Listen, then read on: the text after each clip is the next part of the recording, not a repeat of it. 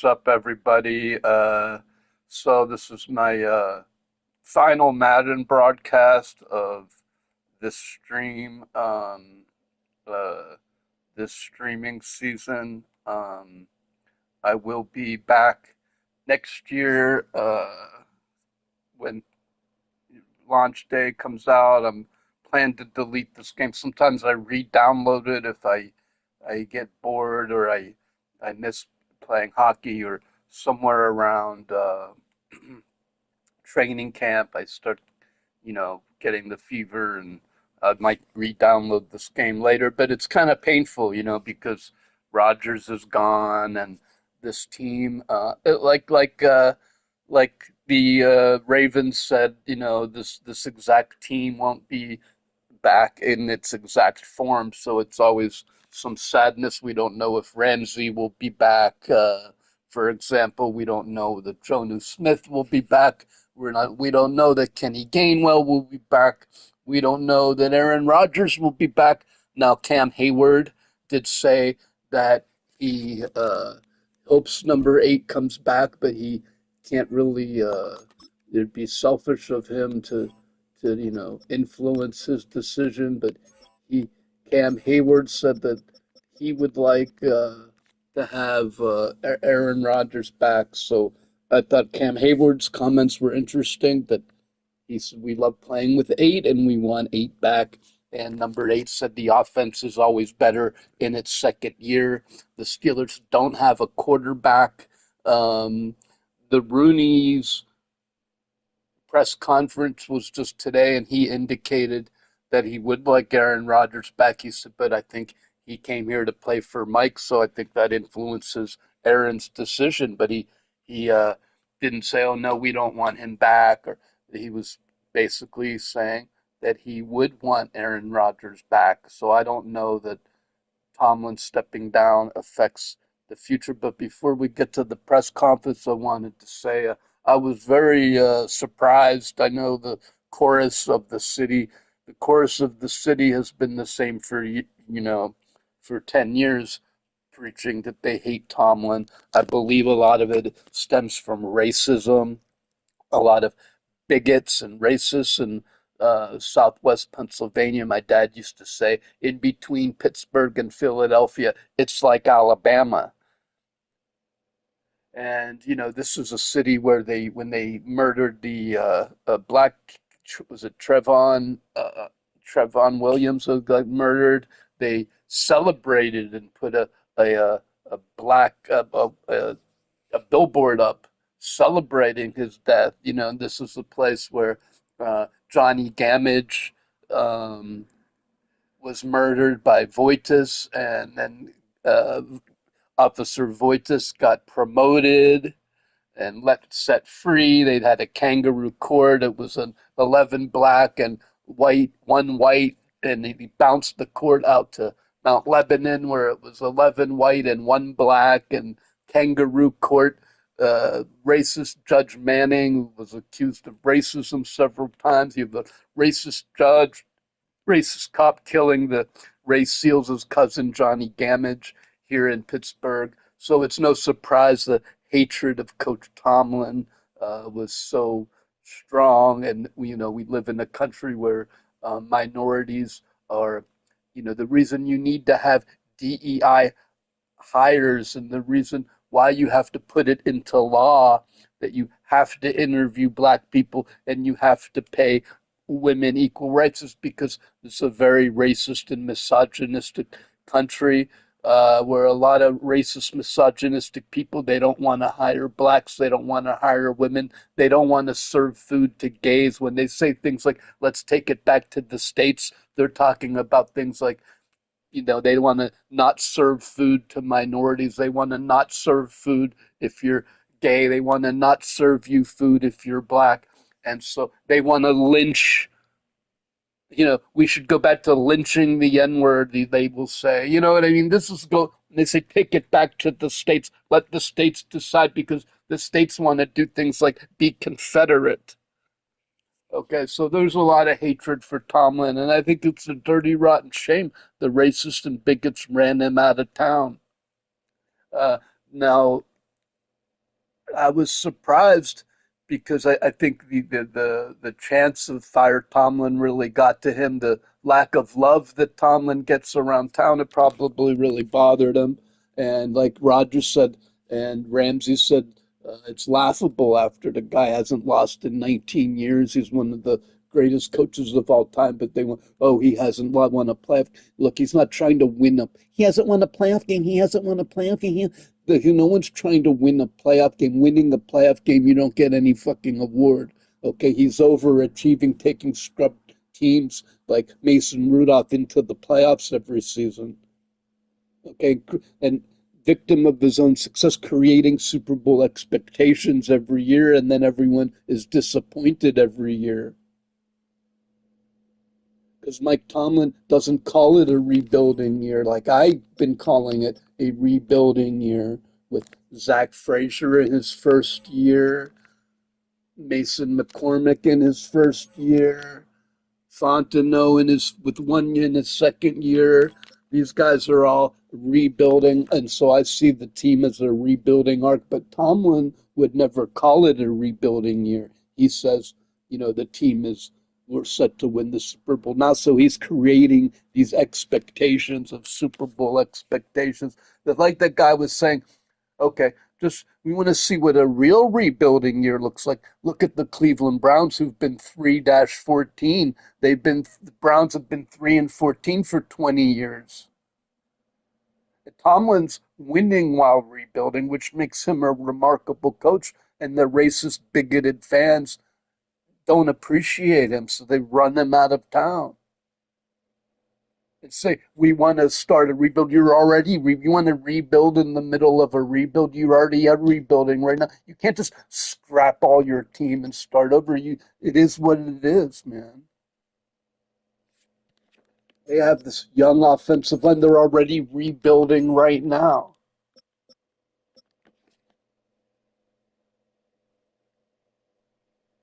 So I was really quite surprised that Tomlin stepped down in the middle of the rebuild, but it shows me a couple things that either he was really bothered by the racism and the constant nagging on him, and probably threatening his family and shit like that.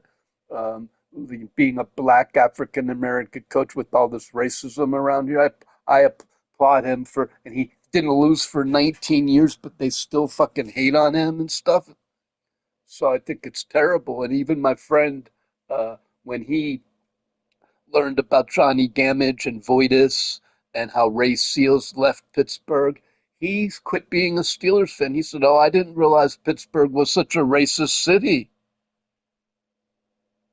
No wonder they haven't won more Super Bowls with such a racist city. They don't really deserve the big national spotlight like that until they clean up the racism in the city, where you have Johnny Gamage getting murdered. You have a billboard put up in West Mifflin when they killed the black guy, and people celebrating a black guy getting murdered in Pittsburgh, and people are celebrating, saying the cop is a hero because he shot the black kid in the back. I mean, this is the environment around here, man. When Tomlin said, I've been feeling the pressure for 20 years, that's what he's talking about. They're rebuilding in the middle of a rebuild. So the Rooney said, "Yeah, I like competing for the playoffs every season. We Tomlin made the playoffs 13 out of 19 years. I enjoy making the playoffs almost every year, and I expected to run it back with Tomlin." So he was surprised. He wasn't asking for Tomlin to quit. He wasn't disappointed in the loss. He said, "I enjoy making the playoffs most years, and I wanted to run it back." So now we're gonna look for someone like a Cower, a Knoll, and hopefully we'll find another diamond in the rough. They're gonna be looking for another young guy that they can keep for 20 years, 10 years. You know what I mean? I don't think it stops Rodgers because Rodgers likes the team. I think Aaron Rodgers probably wait and see what staff they hire and if they still if the new coach that comes to Pittsburgh still wants him back, uh, maybe they try to get LaFleur from Green Bay. Maybe they grab Mike McCarthy and McCarthy and Rodgers reunite, but I wouldn't bet on any of that. I think it's more likely to go after like the defensive coordinator for Houston or some of the college guys, Signetti or Freeman, who both have committed to their college. Um, so I'm not sure they go for a college guy. I think they're more likely to grab the Rams offensive coordinator or the Texans defensive coordinator, something like that. They might get a special teams coach that we never heard of. So, but yeah, I was a bit surprised that Tomlin left. I thought they were in a rebuilding arc. I thought they should run it back with Rodgers and draft next year. But um, there's a couple things. Tim Benz wrote an article in the Tribune Review, which I agree with the first half of it, that he was very passionate in training camp, and even going into the season, he after the game, he talked about being excited about next year and optimistic for next year. And so it's a little weird to 12 hours later step down. Um, and Benz, I disagree that he was speculating that the team won't be good on coming. What I think is that he wanted the team a chance to start fresh at the draft. Um, Tomlin figured, well, he didn't want to get booed at the draft. The Steelers can start fresh. The new staff has 15 draft picks to really kick off a new start very well with. So maybe he felt like he'd be doing the franchise a favor by stepping away and getting, having some new excitement with the oncoming draft. Maybe he's sick of that with his family. I don't know. Maybe he's looking at the Giants job. But in any case, the Roonies did want him back. Um, this game, man, is so filled with glitches. See my record. I did reach the this season. I did make it to the top players. I made it to champion three. But you know what? I don't play this game enough. You have to play this game like you have to play hundreds of games, man. And it's not about like your win-loss record, it's about how many games you play. So it's kind of annoying. Um, you just have to grind the games, man.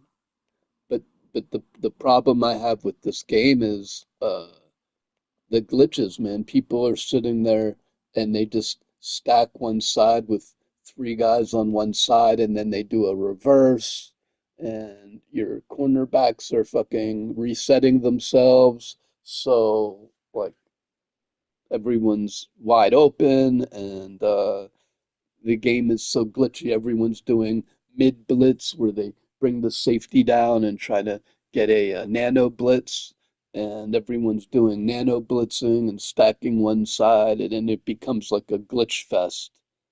And then people are like sitting on the clock and killing the whole second quarter or the whole fourth quarter because you should really get maybe, four possessions in the whole game, maybe 4 to 8 possessions. You should have like two possessions in the first half and two possessions in the second half.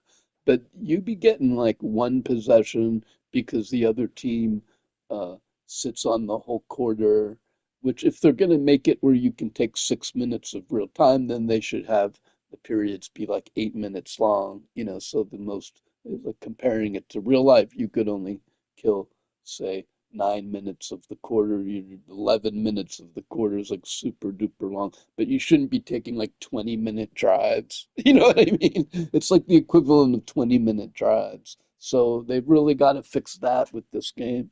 But I love Coach Tomlin. I was at the game in San Diego. when I was in Pittsburgh when my father died, and me and Tomlin made eye contact when Philip Rivers threw a touchdown pass um, in to open up the game 7-0 in the I think it was the wild card round or the second round of the playoffs at home, and the crowd sat down, but I stood up and I started nodding my head and screaming, "It don't matter, it don't matter." And Tomlin looked right at me. Me and Tomlin made eye contact, and Tomlin started bopping his head with me like he fed off my energy and started saying, it don't matter, let's go." And he pumped up the team, and the team ended up winning like 49-7 or whatever.